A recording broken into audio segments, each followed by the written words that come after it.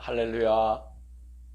오늘도 성일을 맞아서 예배를 드리고 또 주일 저녁 각 가정에서 평안한 시간을 잘 보내고 계시리라 생각합니다.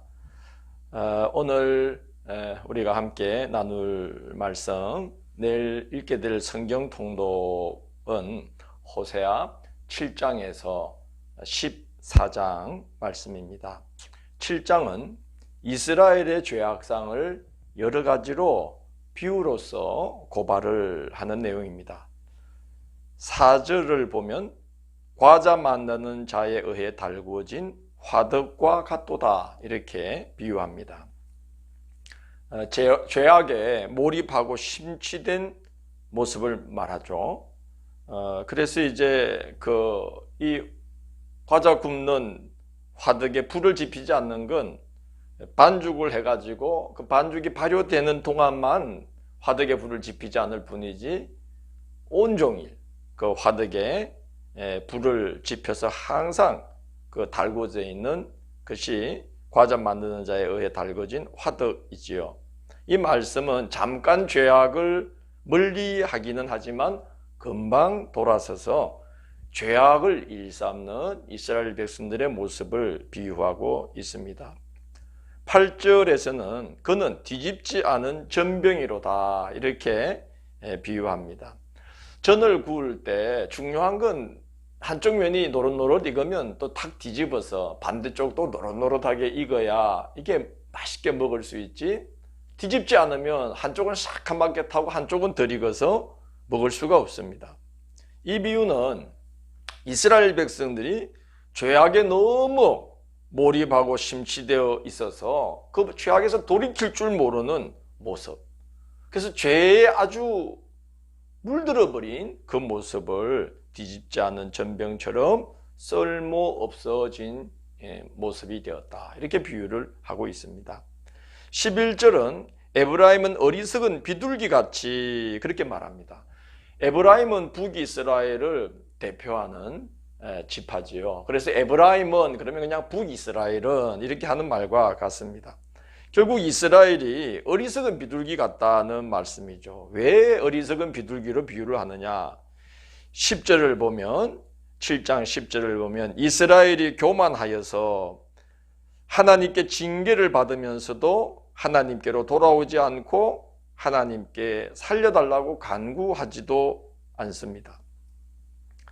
어리석은 비둘기 같다는 표현을 하기 전에 이 말씀을 먼저 하는데, 이스라엘은 하나님의 백성이기 때문에 그 이스라엘이 하나님께 살려달라고 용서해달라고 하나님께 기도하기만 해도 살 길을 열어주시는데 하나님께 돌아오지도 않고 그렇게 징계를 받으면서도 하나님께 살려달라고 간구하지 않는 것이죠. 그 벼랑 끝에 지금 역사가 서 있는데도 고집을 부리면서 말을 듣지 않는 그 모습을 보시는 하나님의 마음이 어떠하겠습니까? 이스라엘 백성들은 어리석은 비둘기처럼 먹이를 쫓으면서 그 먹이가 지금 이렇게 그물 안에 있는 걸 모르고 함정 안에 있는 걸 모르고 그 그물 속으로 들어가는 모습, 그걸 이제 어리석은 비둘기와 같다. 그래서 하나님께로 오는 것이 살 길인데 도움을 찾아서 애국과 아스르로 가는 그 모습을 보면서 어리석은 비둘기와 같구나 그렇게 탄식하십니다. 8장에서 10장은 하나님을 버리고 우상 숭배와 주변 강대국들을 의지한 대가를 치르게 될 것을 경고합니다. 첫 번째 그 경고는 세금 폭탄을 맞아서 쇠락하게 될 것이다 하는 것입니다. 8장 10절을 보면 이렇게 말씀합니다. 그들이 여러 나라에게 값을 주었을지라도 이제 내가 그들을 모으리니 그들은 지도자의 임금이 지워준 짐으로 말미암아 쇠하기 시작하리라. 이 말씀은 원병을, 이 나라 저 나라의 원병을 요청하느라고 그 원병을 사용하는데 치른 대가, 대가의 값을 이제 백성들이 부담하게 된다는 거죠. 그래서 열왕기서를 보면 이 아수르가 그 북이스라엘에 도움을 주기는커녕 남유다 왕국이 더 많은 돈으로 또 재물로 원병을 요청하자 북이스라엘을 침략해버려요. 그리고 도움을 주러 갔던 남유다마저도 약탈하기 시작합니다. 정말 아수르나 애굽을 의지하는 것은 그 덫에 놓여 있는 먹이를 쫓는 그런 어리석은 비둘기 같은 짓이지요. 그렇게 하고 또 도움을 얻지 못할 뿐만 아니라 그들은 지도자의 임금이 지워준 짐으로 말미암아 쇠하기 시작할 것이다. 그 원병을 요청한 그 막대한 돈을 다시 채워 넣어야 되니까 국고를 결국은 백성들의 등껍질을 벗겨서 그걸 채운다는 거예요. 세금 폭탄을 맞아서 쇠락하게 될 것이다 하는 말씀이에요. 두 번째 경고는 하나님께 드리는 제사를 멸시한 대가를 치르게 된다는 거죠. 8장 12절을 보면 내가 그를 위하여 내 율법을 만 가지로 기록하였으나 그들은 이상한 것으로 여기도다 그랬습니다. 참 이상하죠. 하나님께서 자기 백성 이스라엘을 살게 하시려고 예언자들을 통해서 만 가지로 구구절절 세밀하게 살 길을 일러주셨는데도 불구하고 백성들은 그 말을 하나님께서 선지자를 통해서 그렇게 세밀하게 말씀해 주시는 걸 이상하게 여겼다는 거예요. 이상하지 않습니까 정말? 그런데 그 대가를 치르게 되는 겁니다. 9장 3절을 보면요. 그들은 여호와의 땅에 거주하지 못하며 에브라임은 애굽으로 다시 가고 아수르에서 더러운 것을 먹을 것이니라 이렇게 말씀합니다. 여호와의 땅에 거주하지 못한다. 그래서 애굽으로 다시 가고 아수르로 끌려가서 더러운 것을 먹게 될 것이다.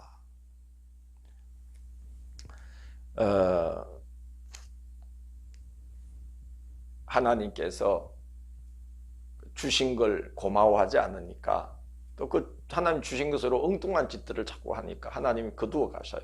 땅을 주셨다가 땅도 거두어 가셔요. 그게 애굽으로 아수르로 끌려간다는 거예요. 그리고 하나님 잘 섬기라고 성전 주셨는데 그 귀찮아하고 번거롭다 그러고 코숨치고 뭔 주의 종들을 보내서 저렇게 귀가 따갑도록 말씀하시나 이상하게 여기고 하니까 하나님께서 성전도 회수해 버리셔요. 그래서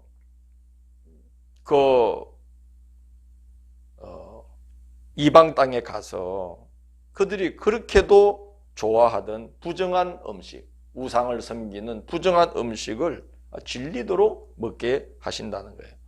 그래서 부정한 음식을 더러운 것을 아수르에서 더러운 것을 먹을 것이니라. 이 말씀은 그 아수르에 가면은 대부분의 음식은 신전에 바쳐진 것들이 시장으로 유통됩니다. 그러니까 그 더러운 음식을 끝도 없이 먹게 된다는 거예요. 사람이 정한 것과 부정한 것을 이렇게 가려가고 구분하면서 먹다가 그 부정한 걸 좀 먹을 때 그게 맛있는 거죠. 그 성경에도 그렇지 않습니까? 몰래 먹는, 훔쳐 먹은 떡이 맛있다. 잠언에. 근데 먹을 것이 그것밖에 없는 땅에 가서 그 부정한 음식을 계속 먹을 때는 사정이 달라지는 거죠. 정결한 것과 부정한 것을 가려 먹었을 때가 좋은 때였구나 하는 것을 이제 그때 가서 알게 된다는 말씀이 9장 3절의 말씀이에요. 9장 5절 보면 너희는 명절날과 여호와의 절기의 날에 무엇을 하겠느냐? 이렇게 말씀합니다. 참 가슴 아픈 말씀이죠. 이방 땅에 끌려가서 처음 맞게 되는 이스라엘의 명절, 이스라엘의 절기 때 얼마나 그들이 공허했겠습니까? 그래도 우상을 섬기더라도 그들이 절기가 되면 성전에 모여서 하나님께 제사 드리고 화목제 드리고 그 음식을 나누어 먹으면서 왁자지껄 정말 즐거운 잔치를 명절과 같이 절기 때에 지냈는데 아수르에 끌려갔는데 성전이 없어요. 성전을 빼앗긴 거죠. 없어요. 절기가 되었어요. 명절이 되었어요. 이스라엘이 모일 구심점이 없어졌어요. 막막해지는 겁니다. 제가 지난 2월, 3월, 4월 초순까지 우리 교회가 그 코로나 때문에 거의 한 달 반 넘게 교회 문을 닫아놨잖아요. 문을 잠궜어요, 현관을. 그리고 한 달을 지냈는데 참 이 말씀요, 9장 5절 너희는 명절날과 여호와의 절기의 날에 무엇을 하겠느냐. 텅 빈 예배당에서 제가 영상 예배한다고 그 카메라의 렌즈를 쳐다보면서 설교를 하고 빈 좌석들을 보면서 단에 섰는데 미칠 것 같더라고요. 야, 이런 날이 왔구나. 이스라엘이 이제 그렇게 된다는 거예요. 너희는 명절날과 여호와의 절기의 날에 무엇을 하겠느냐. 하나님께서 선지자들을 통해서 천 가지 만 가지로 말씀을 풀어주시고 시도 때도 없이 절기 때 명절에 안식일에 성전으로 불러서 하나님께서 예배드리게 하는 그 날이 좋은 날인 거였어요. 그걸 이제 알게 된다 하는 것입니다. 9장 11절 이하에 보면요, 모든 영광이 새같이 날아가 버린다. 9장 11절 이하는요, 후세대가 한 명도 남게 되지 않는다. 이 말은 대가 끊긴다 하는 말씀이에요. 사람이 참 대가 끊기면 얼마나 그 슬픈 일입니까? 실제로 아수르는 북이스라엘 백성들을 포로로 끌고 가서요, 그 아수르 제국 여기저기 조금씩 흐트러뜨렸어요. 구심점이 없다 보니까 신앙과 전통이 개성되지 못해서 그냥 아수르에 흡수 통합되어 버려서 북이스라엘은 소멸되어 버립니다. 반면에 남유다 왕국은 그래도 이 바벨론이 끌고 가서 이렇게 어떤 지역에 포로민 거주지, 정착촌을 만들어서 거주하게 했어요. 그래서 우리가 에스겔에서 보듯이 거발 강가에 모여서 하나님을 예배하지 않습니까? 그래서 남유다는 신앙과 정통을 후세대로 개성하던 중에 다시 본토로 돌아오게 되었어요. 그러나 북이스라엘은 대가 끊겨버리죠. 10장 4절을 보면 헛된 말과 거짓 맹세를 일삼음으로 삶의 독초가 돋아날 것이다 이렇게 말씀합니다. 10장 4절을 이런 말씀을 하죠. 그들이 헛된 말을 내며 거짓 맹세로 언약을 세우니 그 재판이 바디랑에 돋는 독초 같으리로다. 그들이 왜 헛된 말과 거짓된 맹세를 일삼을 수밖에 없었을까요? 10장 2절에 그 이유가 표현되어 있어요. 그들이 두 마음을 품었으니 이제 벌을 받을 것이라. 두 마음을 품었어요. 그래서 탐욕에 치우쳐서 우상 숭배를 일삼다가 보니 이제부터는 내가 그래도 하나님 잘 섬겨야지 생각하고 주님 하나님 잘 섬기겠습니다 했다가도 금세 하나님을 저버리게 된다는 거죠. 두 마음을 품어서. 독초가 산속에 있으면 별로 위험하지 않습니다. 그런데 독초가 바디랑에 나 있어요. 얼마나 위험해요. 이게 보통 위험한 게 아니죠. 밭가는 가축이나 농부나 다 위험합니다. 두 마음을 품는 것은 독초를 곁에 두고 사는 것이며 독초가 돋아난 밭에서 농사를 짓는 것처럼 참 힘겨운 일이다. 그렇게 될 것이다. 이스라엘이 말씀합니다. 10장 11절에서는 지혜나 경험이 더 이상 통하지 않게 될 것이다. 참 끔찍하죠. 우리가 사람이 그동안 살아온 경험을 통해서 어떤 상황을 풀어가고 생각을 해서 지혜를 가지고 어떤 상황을 풀어가면서 사는데 경험도 안 통하고 지혜도 안 통해. 그러면 그건 정말 막다른 골목이지요. 힘들지요. 10장 11절에서 이렇게 말씀해요. 에브라임은 마치 길들인 암소 같아서 곡식 밟기를 좋아하나. 그렇게 시작합니다.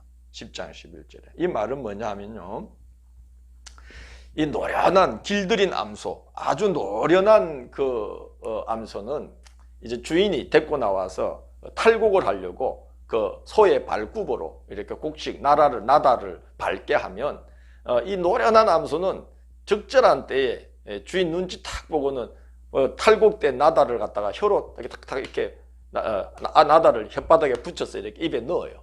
그러니까 아주 그 곡식 밟으러 끌고 나갈 땐 좋아하죠.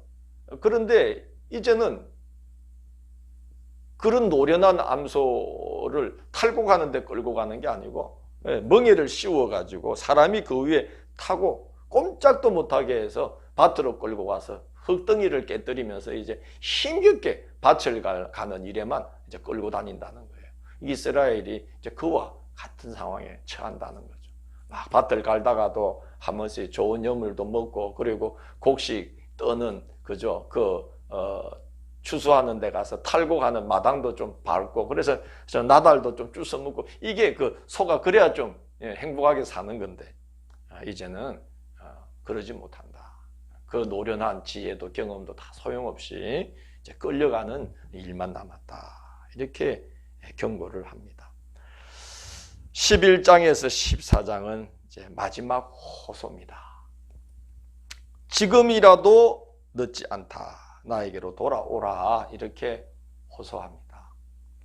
10장 12절 보면 이렇게 말씀하죠.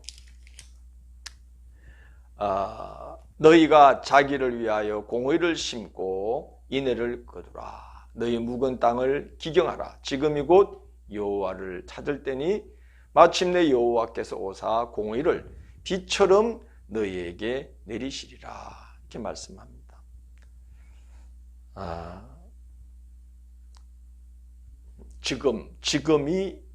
지금이라도 돌아오라. 그러면 살 길을 하나님이 열어주신다 하는 거죠. 고린도후서 6장 2절에서 바울은 고린도 교회의 초대교회 성도들에게 눈물의 호소를 하지 않습니까? 보라, 지금은 은혜 받을 만한 때요. 보라, 지금은 구원의 날이로다. 지금 하나님의 은혜를 사모하라. 그러면 살 길이 열린다 하는 것이죠.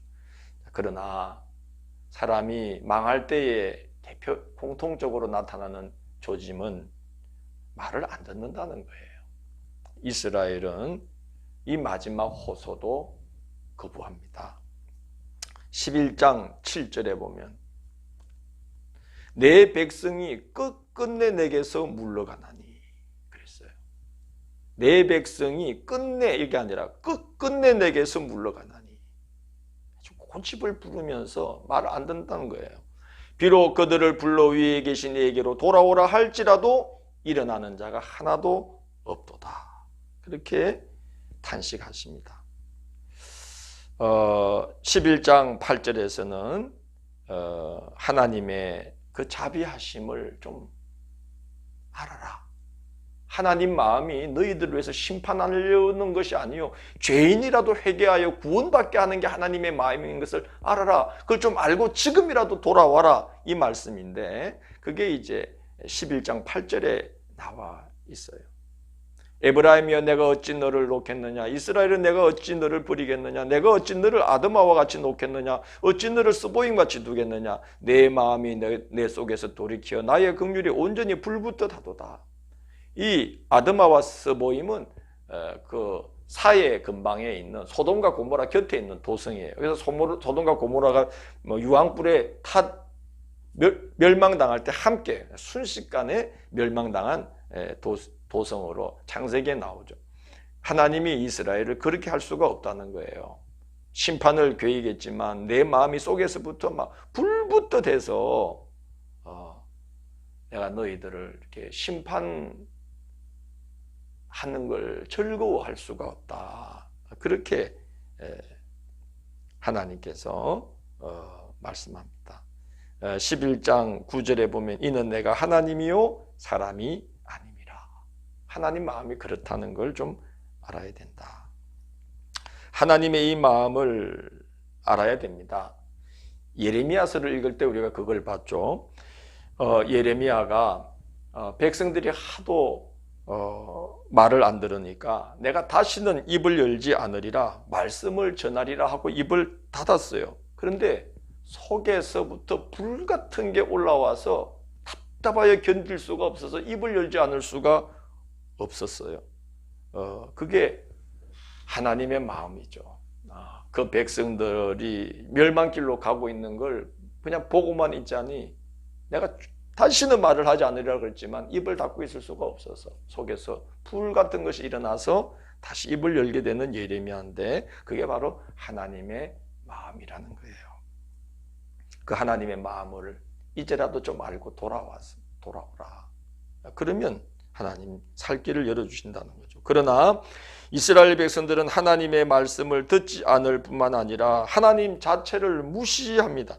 12장 8절에 그 말씀이 이렇게 기록되어 있어요.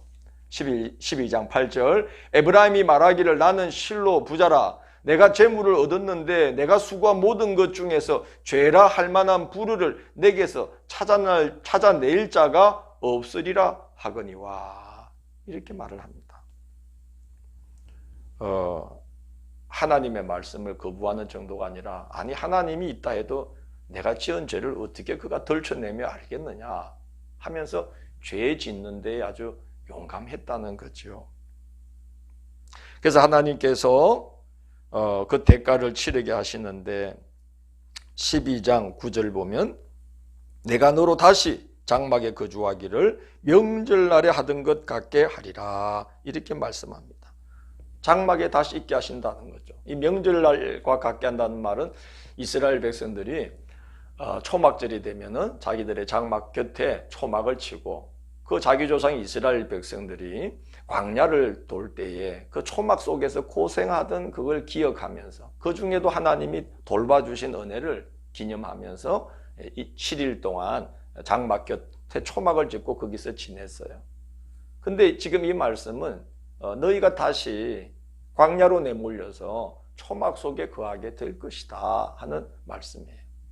여러분, 집에 좋은 집을 편안한 집을 옆에 두고 장막을 옆에 두고 초막 짓고 7일 지내는 거 하고요, 다시 옛날 그 광야 때처럼 광야로 내몰려서 매일같이 초막 속에 살게 되는 거는 이건 하늘과 땅 차이죠.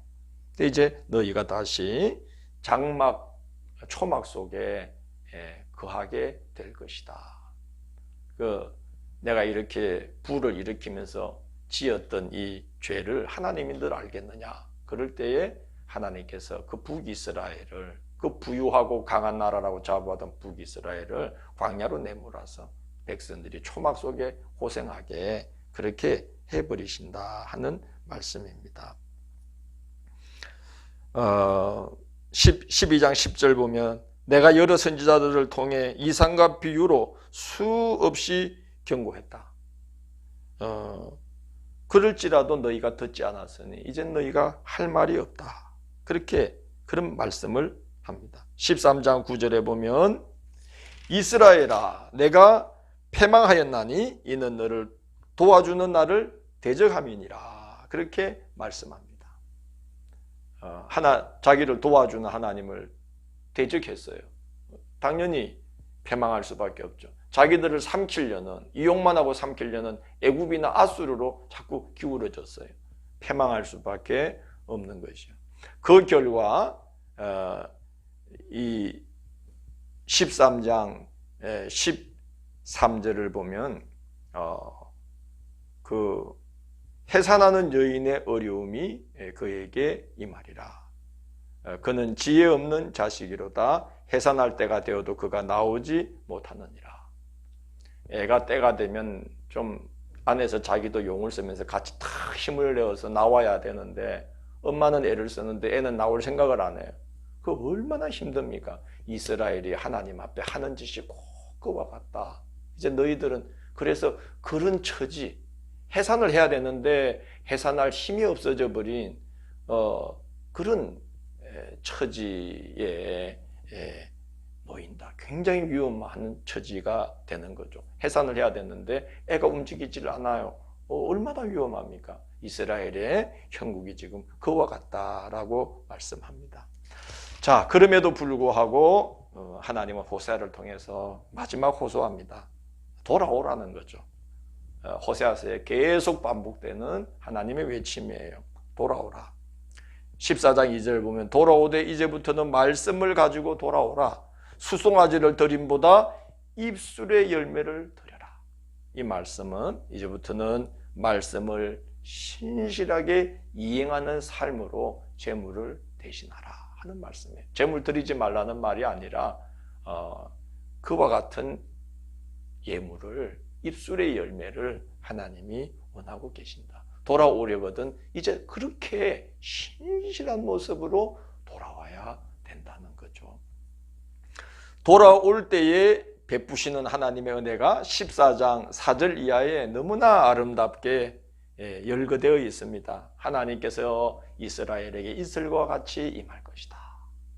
여러분, 이스라엘은 굉장히 메마른 땅이죠. 가보면 거의 척박한 땅인데 그래도 그 지중해의 그 습한 바람이 그 산들을 이제 넘어오면서 그 북방에서부터 그 이슬을 잔뜩 머금고 이제 그 높은 이제 산들을 넘어오면서 그 이슬을 머금고 이스라엘 그 척박한 땅 곳곳에 이슬을 내리니까 그래서 그 이스라엘의 광야에서도 이제 식물들이 자랄 수 있는 거죠. 하나님이 이스라엘에게 이슬과 같게 하겠다. 그리고 메마른 땅에 그 이슬을 내림 같이 하나님이 그 땅을 은혜로 적실 뿐만이 아니라 네가 백합화 같이 아름답게 피고 레바논 백양목처럼 뿌리가 깊이 내리고 가지가 무성하게 뻗을 거다. 이 백양목은 우리나라의 뭐 너티나무 같은, 또 그리고 아주 우람하게 뭐 100여 년 넘게 묵은 그런 적송, 소나무 같은 그런 참 멋있는 나무인데 그렇게 하나님이 그 가지를 뻗어가게 해 주신다. 감람나무처럼 아름답게 될 것이다. 올리브 나무는 그 주요 산물이지요. 이스라엘의 주요 이스라엘을 살게 하는 주요 산물인데 그런 감람나무처럼 아름답게 되리라. 포도나무처럼 꽃이 피고 레바논 포도주처럼 향기 나게 할 것이다. 그래서 14장 4절부터 8절까지는 하나님께 돌아오고 말씀으로 신실하게 그 말씀을 이행하는 모습으로 돌아올 때에 하나님께서 회복시켜 주실 이스라엘의 모습을 아름답게 그리고 있습니다. 그래서 말씀에 순종하는 것이 살 길이다 하는 말씀을 하죠. 14장 9절을 보면 마지막 절이죠. 누가 지혜가 있어 이런 일을 깨달으며 누가 총명이 있어 이런 일을 알겠느냐. 여호와의 도는 정직하니 의인은 그 길로 다니거니와 그러나 죄인은 그 길에 걸려 넘어지리라. 이 말씀으로 호세아의 예언이 끝납니다. 의인은 어떤 자냐? 죄 하나도 안 짓는 그런 자가 아니고, 물론 그러면 좋지만 그럴 수 있는 사람이 어디 있어요? 의인은 하나님이 의롭게 봐주시는 자는 어떤 자냐? 이 정직한 하나님의 말씀을 따라서 그 하나님의 도를 따라 인생을 걸어가는 자가를 하나님은 어렵다라고 여겨주신다는 거죠. 죄인은 어떤 자냐? 그런 생명의 말씀을 듣고도 그 말씀으로 인해 걸려 넘어지는 자는 이건 죄인이다. 악인이지요.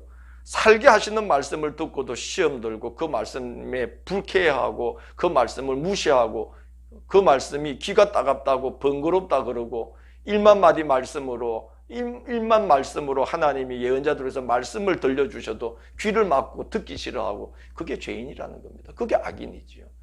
그런 자는 걸려 넘어지게 될 것이다.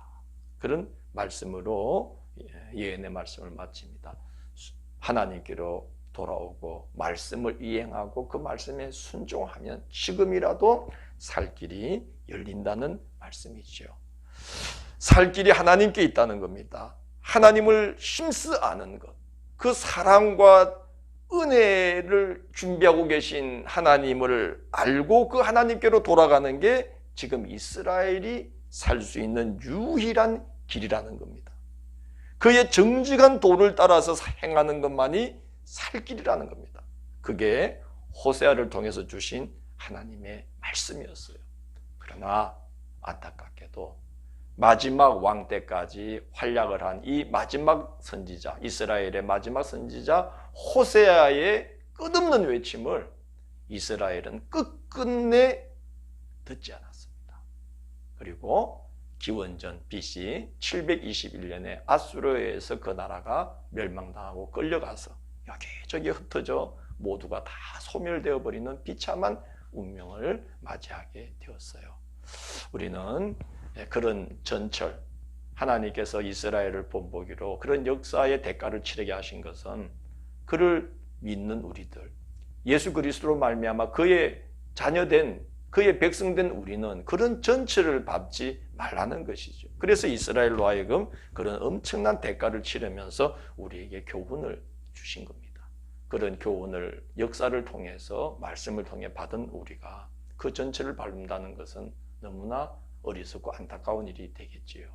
이 한 주간도 매일 말씀을 붙들고 그 말씀을 따라 정직한 그 도를 따라서 주님과 함께 동행하시며 한 주간을 살아가셔서 오늘 여기 이슬처럼 임하는 하나님, 그리고 백합과 같이 피어나게 하시고 레바논의 백양목처럼 뿌리 내리고 가지를 뻗게 하시고 감람나무같이 아름답게 하시고 레바논의 포도주처럼 값지고 향기롭게 해주시는 이 하나님의 은혜가 우리의 남은 날들의 평생에 함께하는 날들이 되기를 주의 이름으로 권면합니다. 이 밤도 평안한 밤 되시고 주님 주시는 큰 평강 안에 거하시는 복된 저녁이 되시기를 원합니다. 감사합니다.